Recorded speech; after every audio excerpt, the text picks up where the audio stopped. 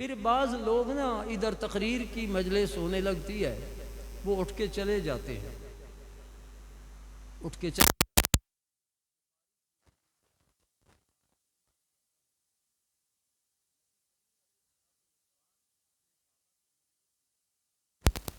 ارشادات فرما رہے تھے۔ اوپر سے 3 آدمی آئے۔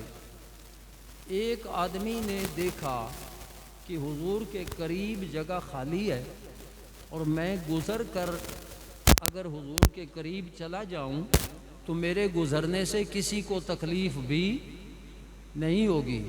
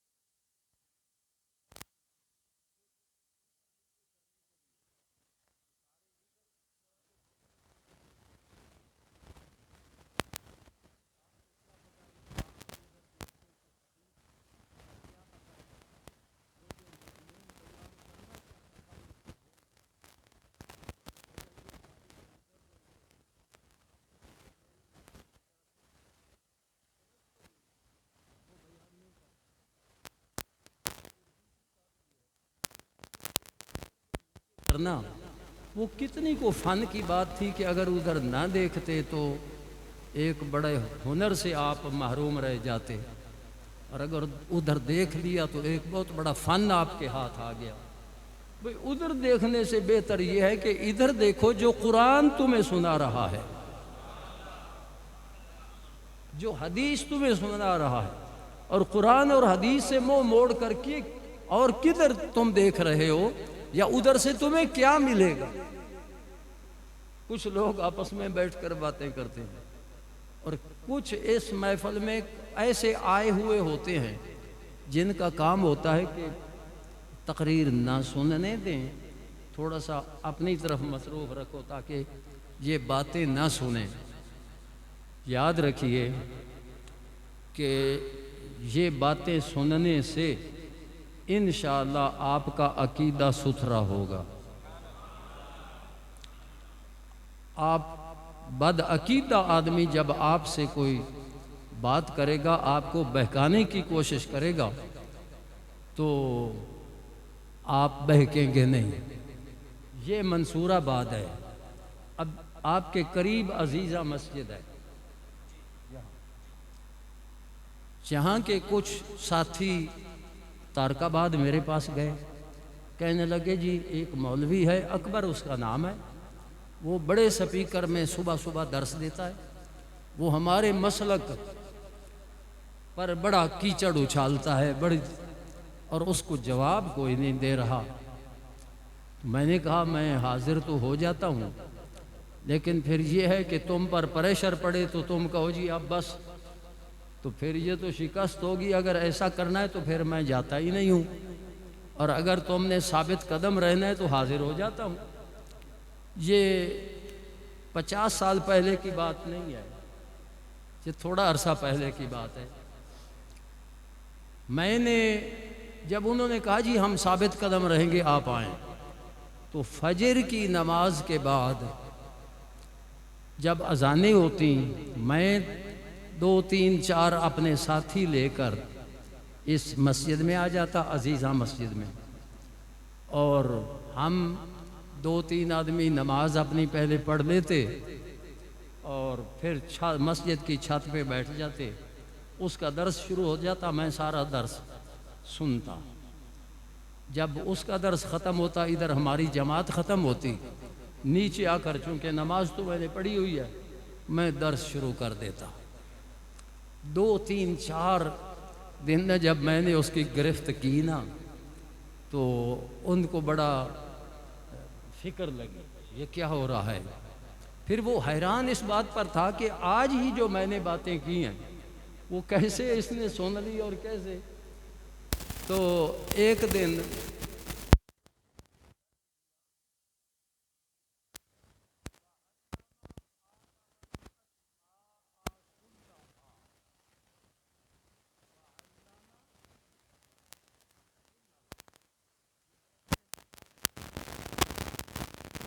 پھر ترجمہ کیا کہ اللہ نے آدم کو کچھ چیزوں کے نام بتائے، اللہ تعالیٰ نے آدم کو کچھ چیزوں کے نام بتائے۔ اب اسی وقت وہ بول رہا ہے، میں نے کہا کہ قرآن کریم کے ساتھ اتنی زیادتی کہ علامہ آدم الاسماء، یہ اسماء جمع ہے کہ اللہ تعالیٰ نے آدم کو نام سکھائے۔ اب جمع ہے نا، اس میں ہو سکتا تھا کہ کچھ نام سکھائے ہوں کچھ نہ سکھائے ہوں۔ اس الاسماء کی آگے تاکید ہے کلہا، کیا ہے؟ اور کلہا کا معنی ہے سارے کے سارے۔ اسماء جمع ہے اور کلہا اس کی تاکید ہے، کلہا۔ اس کی مثال یوں ہے کہ جب اللہ تعالیٰ نے فرشتوں کو حکم دیا نا کہ میرے آدم کو سجدہ کرو، تو آگے آیت ہے فَسَجَدَ الْمَلَائِكَةُ، فَسَجَدَ الْمَلَائِكَةُ، یہ جمع ہے کہ فرشتوں نے سجدہ کیا، فرشتوں نے فَسَجَدَ الْمَلَائِكَةُ، فرشتوں نے سجدہ کیا۔ اب اس میں احتمال یہ تھا کہ بہت سارے فرشتوں نے کیا ہو لیکن بعض نے نہ بھی کیا ہو، تو آگے فَسَجَدَ الْمَلَائِكَةُ كُلُّهُمْ، کیا ہے؟ کلہم، سارے فرشتوں نے سجدہ کیا۔ یہ کلہم تاکید ہے کہ سارے فرشتوں نے سجدہ کیا۔ اب پھر ایک احتمال تھا کہ بعض نے پہلے کیا ہو، بعض نے بعد میں کیا ہو، کچھ کسی نے دیر لگا دی ہو، آگے پھر اجمعون، یہ پھر تاکید آ گئی کہ ساروں نے اکٹھے سجدہ کیا۔ اب میں نے مولوی اکبر سے پوچھا کہ تو نے کہا ہے اللہ نے آدم کو کچھ چیزوں کے نام سکھائے، میں نے کہا وہ لفظ بتا قرآن کا جس کا معنی کچھ ہے، جس کا معنی کچھ ہے وہ بتا۔ اگر ہوتا نا کچھ چیزوں کے نام بتائے تو بے عین دعاد، بے عین دعاد، یا اس سے ہوتا وَعَلَّمَ آدَمَ بَعْضَ الْأَسْمَاءِ،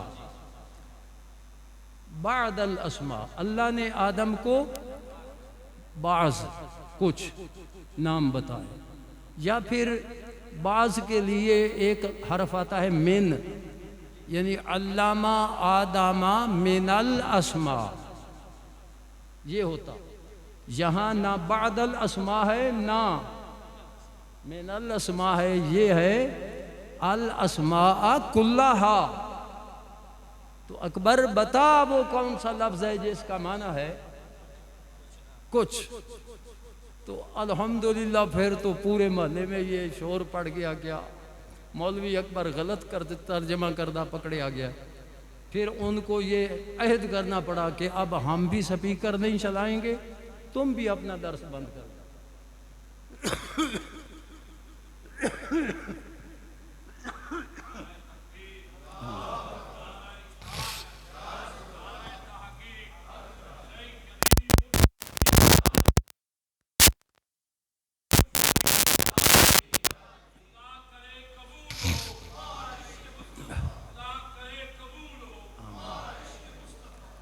میں عرض آپ کو اس لیے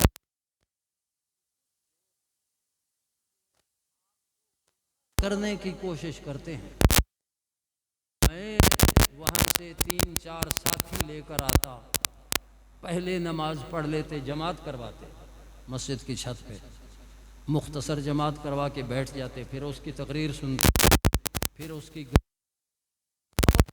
میں نے گرفت کرتا تھا الحمدللہ۔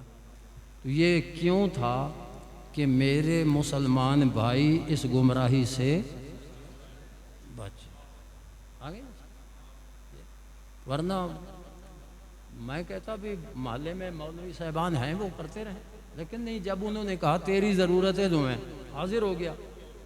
اور پھر کئی راتیں، کئی صبحیں الحمدللہ درس دیا، اس کی گرفت کی، اور جب یہ آخری گرفت تھی کہ میں نے کہا اکبر قرآن کے ساتھ اس طرح کیوں کر رہا، تو نے مرنا نہیں، میرے خیال ہے وہ مر بھی گیا ہوا ہے۔ میں نے کہا تو نے مرنا نہیں، کیا جواب دے گا جب اللہ تعالیٰ پوچھے گا کہ میں نے تو فرمایا تھا علم آدم الاسماء کلہا، اکبر تو نے کیوں لوگوں کو کہا کچھ؟ وہ کون سا لفظ تھا جس کا معنی کچھ تھا؟ تو دوستو اپنے علماء کی باتیں سنا کرو، غور سے سنا کرو۔ قرآن کی جو آیت میں نے پڑھی ہے نا، یہ ہے اللہ تعالیٰ نے ارشاد فرمایا لَقَدْ، یہ لام تاکید کے لیے ہوتا ہے اور قد تحقیق کے لیے ہوتا ہے، یعنی اللہ تعالیٰ نے آگے جو بات کرنی تھی نا، فرمانا تھا ارشاد، وہ ہے من اللہ علی المؤمنین اذ بعث فیہم رسولا، ارشاد یہ فرمانا تھا۔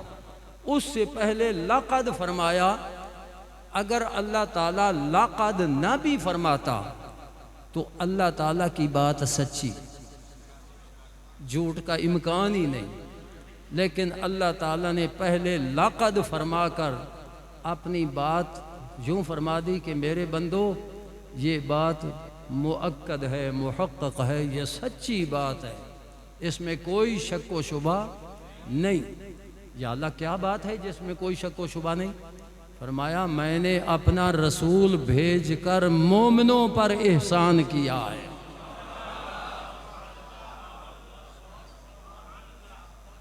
یا اللہ کیا تیری سچی بات ہے، کیا پکی بات ہے تو فرمایا میں نے اپنا رسول بھیج کر مومنوں پر احسان فرمایا۔ اب بتاؤ یہ جو اللہ تعالیٰ احسان فرما رہا ہے تو اس کا کیوں فرما رہا ہے؟ اس لیے کہ میرے مومن بندے چپ رہیں، شکر کوئی نہ کریں، یا اللہ تعالیٰ چاہتا ہے کہ میرے بندے شکر کریں؟ ایسے ہی ہے نا۔ اچھا، یہ لقد من اللہ علی المؤمنین فرمایا کہ میں نے احسان کیا ہے مومنوں پر۔ بندے تین قسم کے ہیں، بندے تین قسم کے ہیں جو قرآن ہمیں بتاتا ہے۔ ایک بندے ہیں مومن جو اللہ کو بھی وحدہ لا شریک لہ مانتے ہیں اور تمام جو دین کے فرائض ہیں سب کو مانتے ہیں۔ رسول اللہ علیہ السلام، اللہ کے سارے نبیوں پر ایمان، کتابوں پر ایمان، قیامت پر ایمان، یہ ہے نا، آمنت باللہ وملائکتہ وکتبہ ورسلہ والیوم الآخر والقدر خیرہ وشرہ، یہ سب ایمان۔ تو یہ مومن ہے۔ دوسرے ہیں کافر۔ کون؟ اب کافروں کی قسمیں بڑی ہیں، کوئی ہندو ہے، کوئی سکھ ہے، کوئی عیسائی ہے، کوئی یہودی ہے، کوئی مجوسی ہے، لیکن حضور علیہ السلام نے فرمایا الکفر ملت واحدہ، کہ کفر کی جتنی قسمیں ہیں وہ ایک ہے۔ کفر تو ایک مومن ہو گئے، ایک اب ایک تیسری جماعت ہے۔ وہ تیسری جماعت ہے جس کا قرآن نے ذکر کیا، وَمِنَ النَّاسِ مَن يَقُولُ آمَنَّا بِاللَّهِ وَبِالْيَوْمِ الْآخِرِ وَمَا هُمْ بِمُؤْمِنِينَ۔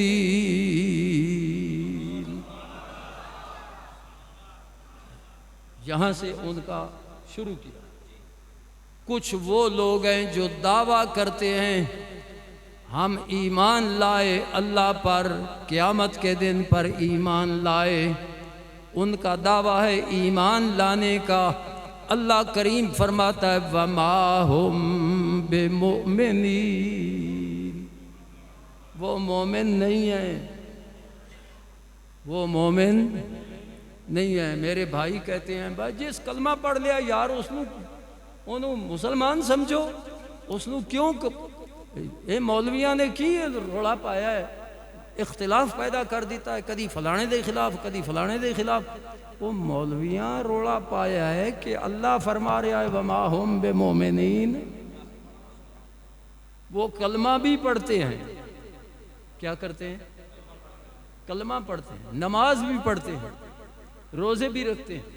نبی کریم علیہ السلام نے فرمایا وہ لوگ نمازیں ایسی پڑھیں گے یحقر احدکم صلاتہ ما صلاتہم، تم لوگ ان کی نماز کو دیکھ کر کہو گے نماز تو یہ ہے، ہم تو نماز، ہماری تو نماز ہی کوئی نہیں۔ وہ روزہ رکھیں گے، تم اپنے روزے کو اس کے روزے کے سامنے حقیر جانو گے۔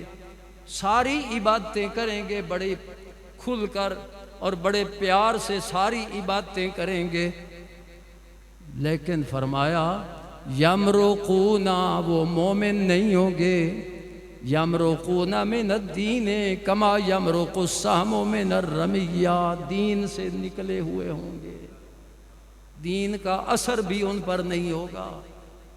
اب بتائیے کہ نماز مومن بھی پڑھ رہا ہے، نماز منافق بھی پڑھ رہا ہے، اور منافقوں کا صرف یہی نہیں بلکہ آگے 10ویں پارہ میں بھی ذکر کیا۔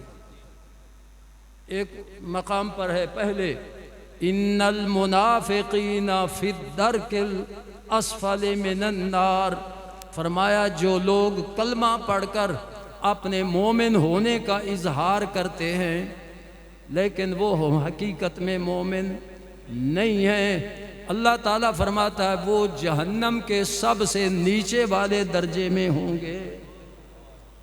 جہنم کے یعنی کافراں تو میں جڑی جہنم ڈونگی ہے نا وہ دے وچ ہون گے۔ جنت جو ہے نا اس کے بھی درجے ہیں، جنت کا یہ درجہ بڑا فضیلت والا ہے، لیکن یہ درجہ اس سے بھی فضیلت والا، یہ درجہ اس سے بھی فضیلت والا۔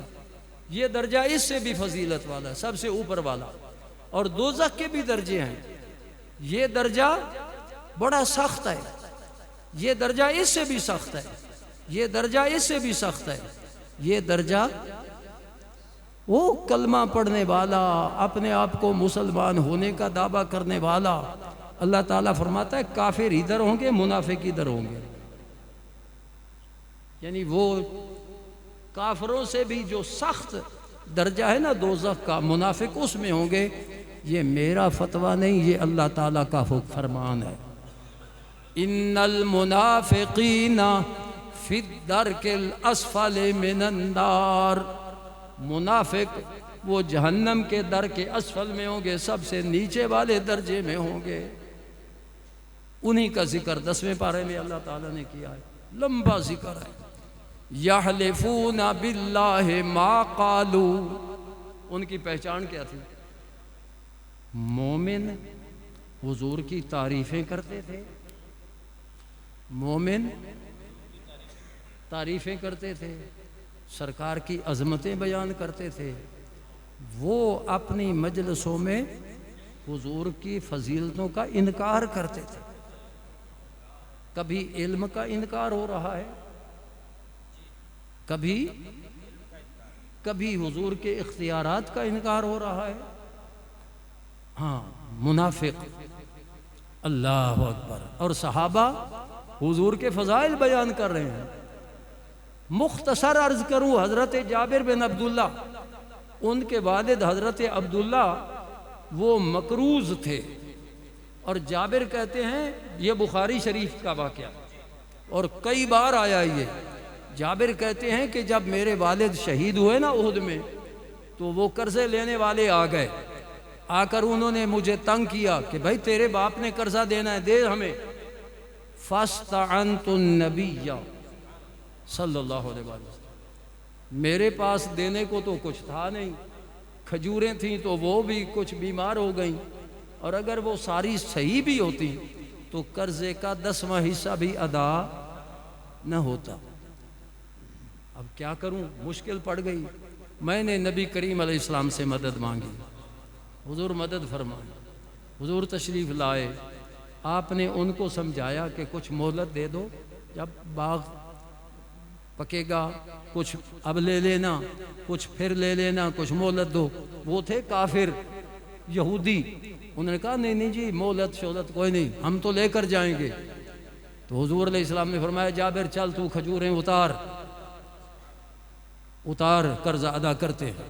میں اور حضور علیہ السلام نے فرمایا بھئی ساری کھجوریں ملانی نہیں، اچھی الگ رکھی ہیں، درمیانی ادھر ایک قسم کی، ادھر ایک. وہ کھجوروں کی نا بڑی قسمیں ہیں، تو ڈھیریاں مختلف. تو جابر کہتے ہیں رسول پاک علیہ السلام نے نا ایک ڈھیری پر کچھ چکر لگایا یا تشریف فرما ہوئے کچھ پڑھا، مجھے حکم دیا کہ جابر دے ان کو قرضہ. تو میں نے قرضہ دینا شروع کیا. میرا تو خیال تھا کہ یہ قرضے کا 10واں حصہ بھی نہیں ہے، لیکن میں سارا قرضہ ادا کر کے جب میں دیکھتا ہوں تو باقی ڈھیریوں کو تو میں نے ہاتھ ہی نہیں لگایا تھا. جس ڈھیری سے میں کھجوریں دے رہا تھا معلوم ہوتا تھا ان میں کچھ کھجوریں آئی ہیں، نکلی کوئی نہیں.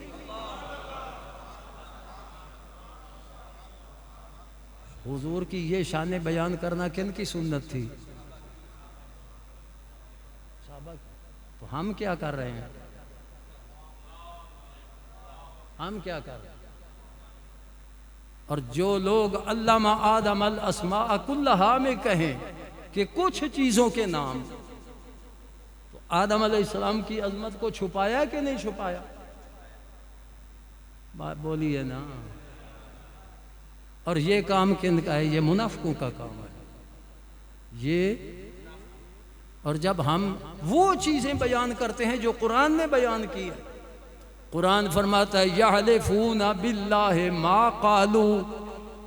وہ منافق حضور کی گستاخی بھی کر لیتے، پھر اللہ کی قسم بھی اٹھاتے. یحلفون باللہ، اللہ کی قسم اٹھاتے. اللہ دی قسم ہے میں یہ گل کوئی نہیں کیتی. گل کر بھی لئیے، گل کر بھی لئیے، حضور دی گستاخی کر بھی لئیے، تے پھر لوگاں نو مطمئن کرن واسطے، مومناں نو مطمئن کرن واسطے، مومناں دیاں پولیاں تو بچن واسطے، چھتراں تو بچن واسطے اللہ دی قسم ہے میں گل کوئی نہیں کیتی۔ اللہ تعالیٰ فرماتا وَلَقَدْ قَالُوا كَلِمَةَ الْكُفْرِ، یہ جھوٹی قسم اٹھا رہا ہے بے ایمان، اس نے میرے محبوب کی گستاخی والی بات کی ہے۔ وَلَقَدْ قَالُوا كَلِمَةَ، اور حضور کی گستاخی والی بات کون سی بات ہے؟ قرآن کیا اس کو فرما رہا ہے؟ کلمۃ الکفر، اس نے وہ کفر کی بات کی ہے، جھوٹی قسم اٹھا رہا ہے کہ میں نے تو کی نہیں ہے۔ یہ منافقوں کا حال تھا۔ اچھا آنا ادھر ہے کہ اللہ تعالیٰ نے فرمایا میں نے اپنا رسول بھیج کر کافروں پر احسان، منافقوں پر کن پر احسان کیا ہے؟ تو پھر شکر کون کرے گا؟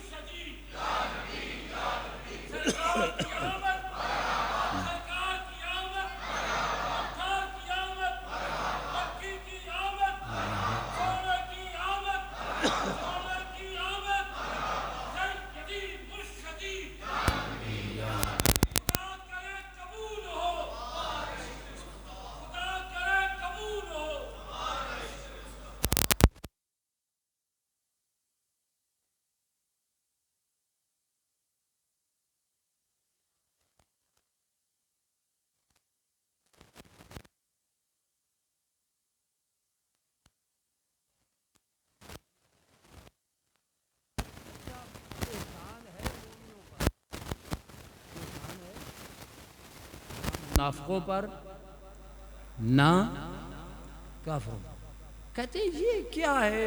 آمد مصطفیٰ، آمد مصطفیٰ اور خوشیاں ہو رہی ہیں، یہ کہاں لکھا ہے؟ صحابہ نے یہ کیا ہے؟ صحابہ نے یہ نہیں کیا۔ آمد مصطفیٰ، آمد مصطفیٰ، تم نے یہ شروع کر رکھا ہے۔ وہ میں نے کہا یار نہیں، یہ سب سے پہلے صحابہ نے کر کے ہمیں سکھایا ہے۔ بے عشق نبی جو پڑھتے ہیں بخاری، آتا ہے بخار ان کو نہیں آتی ہے بخاری۔ بخاری بخاری کرتے ہو، صرف رفع یدین دکھاتے ہو، ذرا اور بھی بخاری کو پڑھو۔ نبی کریم علیہ السلام جب مکہ سے ہجرت کر کے مدینہ طیبہ تشریف لے گئے، آپ شہر مدینہ میں سیدھے تشریف نہیں لے گئے، قبا مدینے سے 3 میل پہلے ایک گاؤں تھا جس میں بنی عمرو بن عوف وہ خاندان رہتا تھا، حضور ان کے مہمان بنے۔ 14 دن 14 راتیں یہاں تشریف فرما رہے، مختلف اقوال بھی ہیں، وہاں تشریف فرما رہے اور وہاں ایک مسجد کی بنیاد رکھی جس کو نہ آج بھی مسجد قباء کہا جاتا۔ مسجد، اللہ تعالی ہمیں بار بار وہاں حاضری نصیب فرمائے۔ حضور علیہ السلام نے فرمایا جو مسجد قباء میں 2 نفل پڑھے گا نا، اللہ تعالیٰ مقبول عمرے کا ثواب عطا فرمائے گا۔ عمرہ کتنا مشکل ہوتا ہے یہ عمرہ کرنے والوں سے پوچھو، کہ 7 چکر کعبہ کے ارد گرد لگاؤ، پھر 7 چکر وہ صفا مروہ کے درمیان کرو۔ تو حضور نے فرمایا یہ چونکہ میں نے بنیاد رکھی ہے نا، یہاں 2 نفل پڑھو گے، 2-3 منٹ میں 2 نفل پڑھو گے، تمہیں عمرے کا ثواب مل جائے۔ یہ ہے۔ اچھا یہاں رہ کرنا تشریف فرما ہو کر جب آپ نے ارادہ کیا، فرمایا کہ میں مدینے شہر جاؤں، تو آپ نے ایسے نہیں جیسے ادھر سے مکے سے قباء تک آئے تو ایسے ہی آگے قباء سے مدینے چلے گئے، نہیں۔ بخاری شریف، مسلم، یہ حدیث کی ساری کتابیں بتا رہی ہیں اور بخاری کا تو میں حوالہ آپ کو دے رہا ہوں، حوالہ دکھا سکتا ہوں جو دیکھنا چاہے۔ حضور علیہ السلام ایسے قباء سے چل کر مدینے نہیں چلے گئے، بلکہ آپ نے پیغام بھیجا مدینے والوں کو کہ آؤ ہمیں لے جاؤ، آؤ لے جاؤ۔ کیا مکے سے قباء تک تو کوئی ساتھیوں کی ضرورت نہیں تھی، اب ضرورت کیوں ہے؟ آؤ ہمیں لے جاؤ۔ پھر مدینے والے کیسے لے گئے؟ وہ آئے، کندھوں سے تلواریں لٹکائی ہوئی ہیں، کندھوں سے لٹکائی ہوئی ہیں، کسی کے ہاتھ میں نیزہ ہے۔ آئے حضور کو لینے، رسول پاک علیہ السلام کو سواری پہ بٹھایا، حضور کے پیچھے صدیق اکبر کو سواری پہ بٹھایا۔ یہ کچھ صدیق اکبر کے نام پر جلنے والوں، صدیق اکبر کی شان دیکھو۔ حضور آگے بیٹھے ہیں، صدیق اکبر پیچھے بیٹھے ہیں۔ والناس حولہ، والناس، وہ جو مدینے کے لوگ آئے تھے وہ سواریاں لے کر پیدل آئے تھے، اور اب بھی وہ حضور کے اردا گرد پیدل مجمع جا رہا ہے۔ جلوس کس کو کہتے ہو؟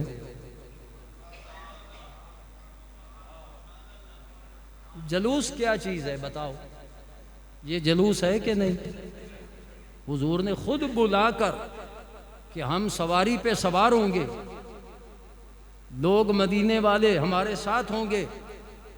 حالانکہ حضور نے تلواریں لانے کا حکم، وہ جلوس والے خود تلواریں لا رہے تھے۔ کیوں؟ کہ مدینے میں یہودی بھی تھے، اور یہودی بڑے طاقتور تھے، یہودی بڑے طاقتور تھے، ان کی زمینیں تھیں، ان کے باغات تھے، بڑے طاقتور لوگ تھے۔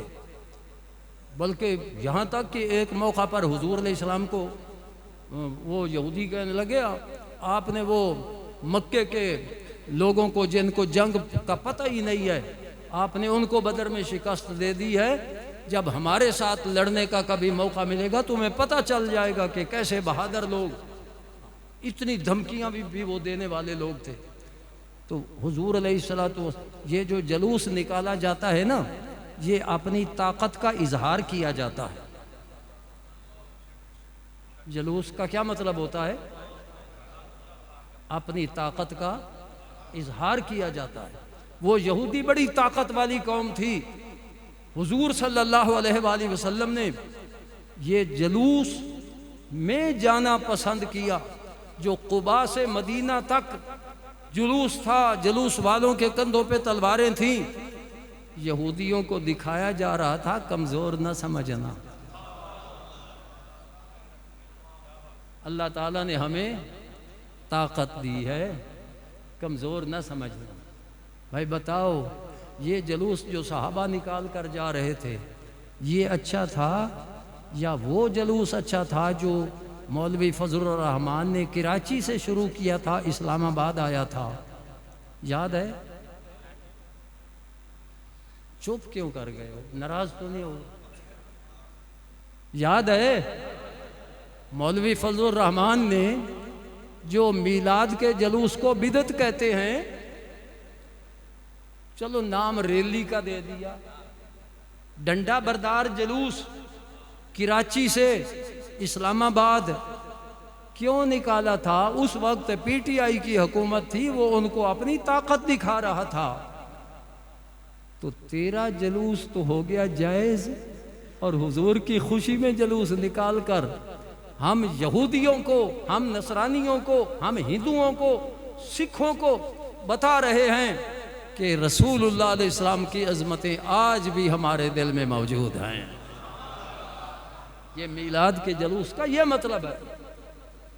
اور جب ہم حضور علیہ السلام کی عظمت کے اظہار کے لیے جلوس نکالتے ہیں تو بتاؤ یہودیوں کو خوشی ہوتی ہے؟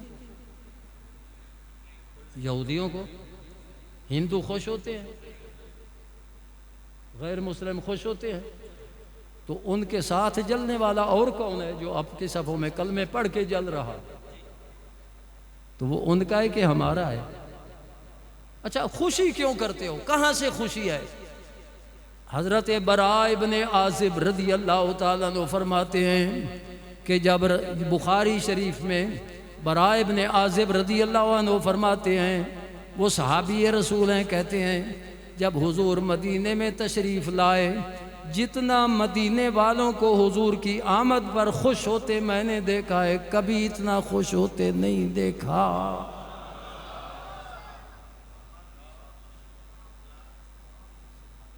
کیا قرآن کی الحمد کی الف سے لے کر والناس کی سین تک دیکھو، کہیں اللہ نے حکم دیا ہے مدینے والوں کو کہ جب حضور ہجرت کر کے آئیں تو خوش ہونا؟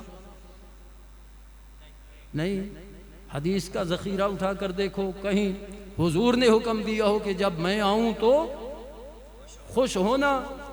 جب اللہ کا حکم بھی نہیں، رسول اللہ کا حکم بھی نہیں، تو کیوں خوش ہو رہے ہیں؟ وہ بتا رہے ہیں کہ جو محب ہوتے ہیں محبوب کے آنے پہ خوش ہوتے ہیں۔ دلیلیں نہیں مانتے۔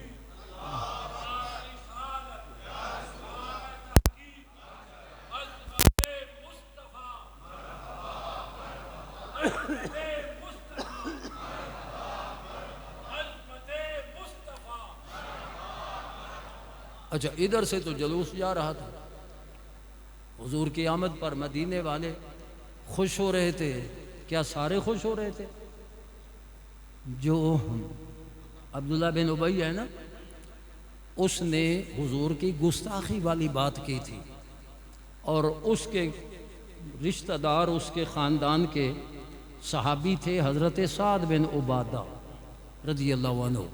حضور یہ میں ساری بیان بخاری کر رہا ہوں، اور جو بیان کر رہا ہوں یہ حوالہ دکھانا میری ذمہ داری ہے، اور جو اپنے آپ کو اہل حدیث کہتے ہیں میں ان کو کہتا ہوں حدیث دیکھو، یہ سارا کچھ آپ کو مل جائے گا اگر اللہ تعالیٰ نے ایمان کی آنکھیں دے دیں۔ ایمان کی آنکھیں نہیں ہیں تو پھر سم بکم عمی، اندھا بنا رہے گا تو کچھ بھی نہیں نظر آئے گا۔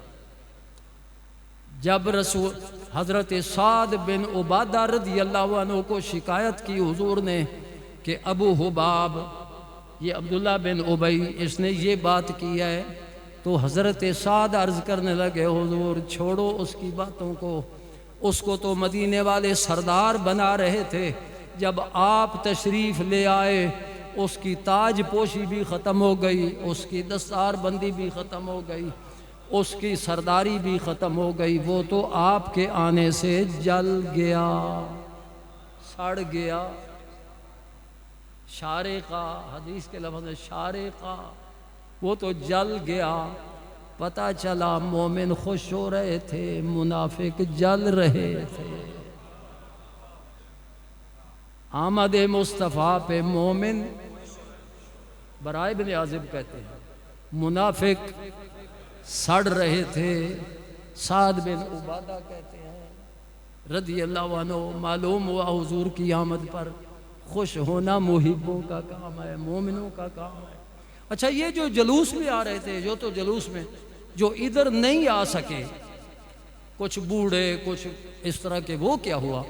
مسلم سے پوچھئے، ہاں وہ کہتے ہیں فَصَعِدَ الرِّجَالُ وَالنِّسَاءُ، اب ادھر عورتیں بھی نہیں تھیں جلوس میں، مرد تھے، تو عورتیں جب کوئی شادی وادی ہو نا تو کئی عورتیں جھانک کر دیکھتی ہیں، یہ قدرتی ہے، تو فَصَعِدَ الرِّجَالُ وَالنِّسَاءُ، وہ بوڑھے مرد جو جلوس میں نہیں آ سکتے تھے، وہ خواتین جو جلوس میں نہیں تھیں، وہ چھتوں پہ چڑھ گئے، وہ حضور کی آمد جلوس میں اس کا منظر دیکھ رہے تھے۔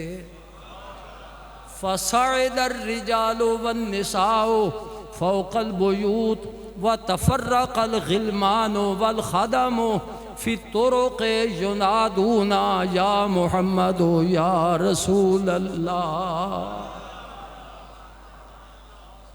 یا محمد یا رسول اللہ۔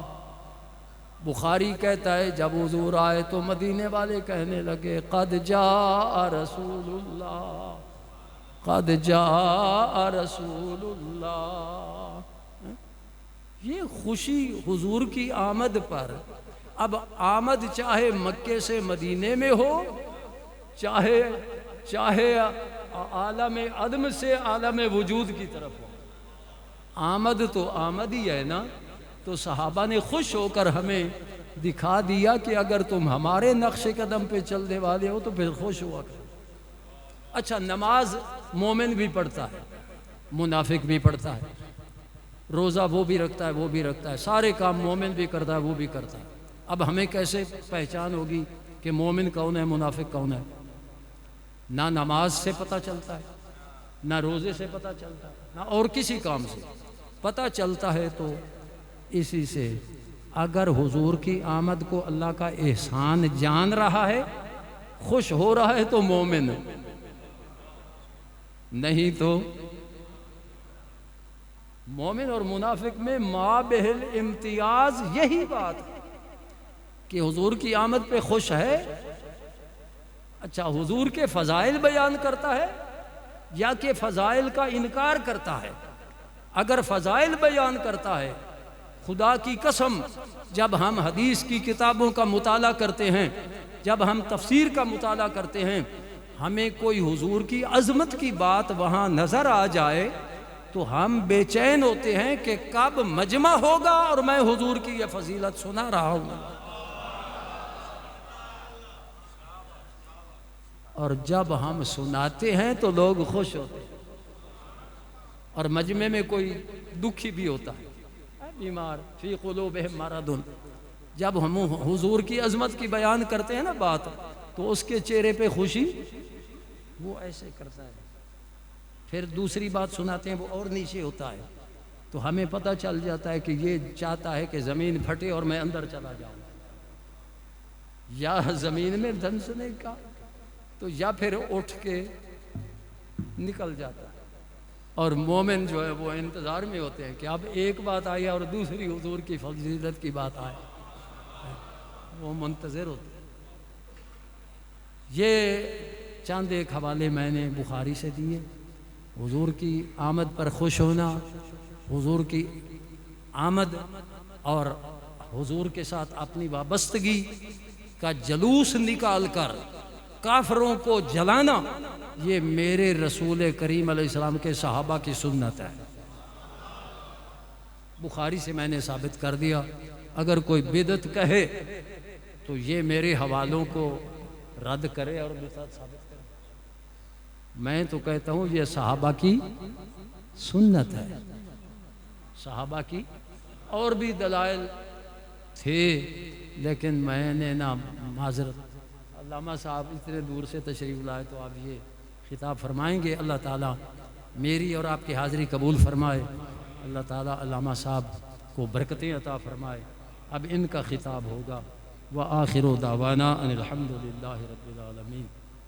اللہ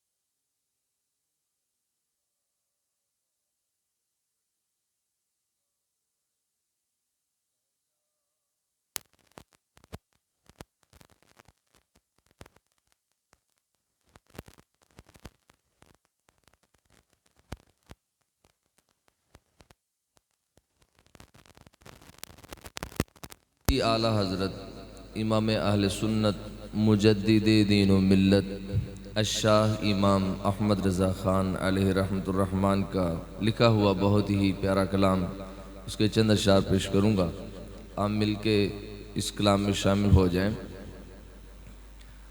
آپ فرماتے ہیں: